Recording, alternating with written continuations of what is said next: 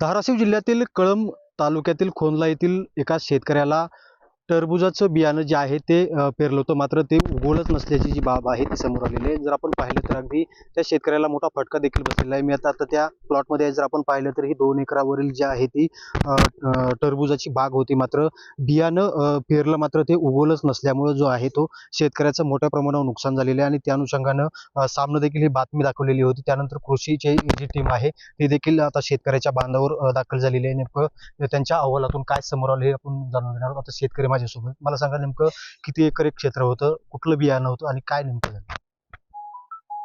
आपलं 2 एकर क्षेत्र होतं आणि ते कोणतं ते पॉकेट होतं की ते ह्याच्यात नेल्सन व्हरायटीचं बियाणं होतं. ते आपण पहिल्यांदा लावलं होतं, परंतु पहिल्यांदा बी वापरलं नाही. नंतर परत लागवड केली. पहिल्या असं वाटलं की थंडीमुळे काही प्रॉब्लेम असा, नंतर लावल्याच्या नंतर बी काही वापरलं नाही. नंतर परत पुन्हा मी दुकानदारांना बोललो. त्यांना बोलल्याच्या नंतर ते कंपनीचे साहेब आले. त्यांनी म्हणले की खरोखर आहे, प्रॉब्लेम आहे म्हणले तो. मग नंतर कळमला गेलो आणि कंप्लेंट केली मी. नंतर आज आपलं कृषी अधिकारी हे साहेब हे सगळे टीम त्यांचे आलेले आहे. त्यांनी पाहणी केलेली आहे. तर आपलं म्हणण्याचा उद्देश आपलं एवढंच आहे की ती आपल्याला काय जे उत्पन्न होतं, उत्पन्न त्यांनी द्यावं. किती किती अपेक्षित उत्पन्न होतं, किती खर्च केला त्यांनी? 2 एकरमध्ये आपलं 6-7 लाखाचं उत्पन्नाचं अपेक्षित होतं. आपण पहिल्या स्टार्टचा जे हे आता आहे तो 80-90 हजार रुपये खर्च केलेला आहे. आता काय मागणी तुम्ही केली नेमकी?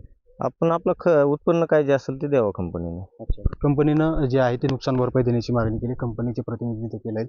मला सांगा तुम्ही बियाणं दिलंय, नेमकं ते आता निकृष्ट बियाणं आहे, शेतकऱ्याचं नुकसान होतं, नेमकं काय आहे ते? मी आपली कंप्लेंट शेतकऱ्यांची कंप्लेंट आल्यानंतर प्लॉटवर येऊन व्हिजिट केली असता मला निदर्शन आले काही जर्मिनेशन कमी म्हणजे उगवण कमी झालेले आहे. मी तसंच त्याचा मेल आणि त्याचे फोटोग्राफ आमच्या कंपनी मॅनेजमेंट आणि कंपनी तक्रार निवारण केंद्र असते तिकडे पाठवलेलं आहे. ते जे अवेल घेईल ते आम्ही त्यांना पुढं तसं आम्ही शेतकरी आणि कृषी विभागाला सांगू. ते प्रमुख कारण काय असते नेमकं, बियाणं निकृष्ट होण्याचं कारण काय काय नेमकं? सीड डॉर्मन्सी किंवा सीड कोटिंग हार्ड असल्यामुळे किंवा एखादा लॉटचा असा येतो, त्यामुळे आम्ही जेवढं आलेलं आहे ते बियाणे स्टॉप केले आणि जेवढं आहे ते शेतकऱ्यांचा हे केलेलं आहे. किती शेतकऱ्यांना तालुक्यात वाटत? 2 शेतकऱ्यांना केलं होतं, एक यांना आणि दुसरं बाकीचं आम्ही ते बियाणे लागवड यादीचं आम्ही रिव्हर्स घेतलं, रिटर्न घेतलं. कृषीचे अधिकारी आपल्या सोबत आहेत. सर, तुम्ही पाहणी केली, त्याच्यामध्ये काय समोर आलंय नेमकं आणि काय आता शेतकऱ्याची मागणी प्रमाण कसं असणार आहे? आज दिनांक 8/1/25 रोजी तालुका तक्रार निवारण समिती ही शेतकऱ्यांकडून प्राप्त तक्रार अर्जानुसार प्रक्षेत्र पाहणीकरिता शेतकऱ्याच्या शेतावर हजर झालेली आहे. प्रथम पाहणीमध्ये असं दिसून येतं की बऱ्यापैकी नुकसान झालेलं आणि उगवणही झालेली नाही आहे.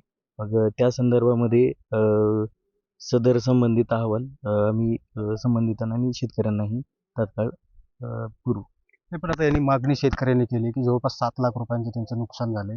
ही नुकसान भरपाई आता शेतकऱ्याला कशी मिळू शकते? या संदर्भामध्ये जो काही नुकसानीचा पंचनामा झालेला आहे त्या पंचनाम्याच्या आधारावर शेतकरी ग्राहक मंचाकडे तक्रार करू शकतो आणि त्याद्वारे कंपनीकडून त्यांचं काही जे अपेक्षित नुकसान भरपाई आहे त्याची मागणी करू शकतो. कृषी विभाग त्याच्या संदर्भात काय पाठपुरावा करू शकतो? कृषी विभागानं काही त्याच्या कंपनीला सूचना देणार का? नक्कीच, ही जो नुकसानीचा जो अहवाल आहे त्यामधनं सुद्धा आपण शेतकऱ्यांसोबतच ग्राहक मंचाकडे वेळोवेळी पाठपुरावा करतोच.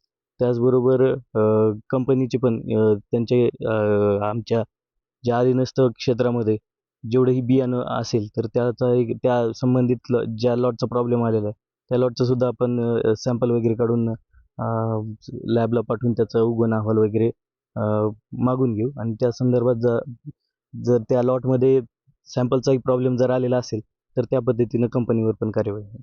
नक्कीच आपण पाहतोय की अगदी 2 एकर क्षेत्रावर टरबूजाची लागवड केलेली होती, मात्र बियाणं न उगवल्यामुळे जे आहे तो शेतकऱ्याला जवळ 7 लाख रुपयांचा फटका बसला. आणि आता कृषी विभाग असेल किंवा कंपनी असतील, कृषी विभागाच्या वतीनं तो अहवाल देखील पाठवण्यात येणार आहे आणि जर वेळ आली तर कंपनीवर देखील कारवाई करण्याचा इशारा देखील आता कृषी विभागाच्या वतीनं देण्यात आला आहे.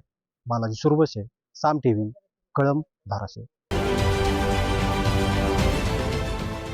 देश विदेशातील प्रत्येक घडामोडींचे लाईव्ह अपडेट मिळवण्यासाठी आता साम टीव्हीच्या सर्व सोशल मीडिया प्लॅटफॉर्मला लाईक, फॉलो आणि सबस्क्राईब करा.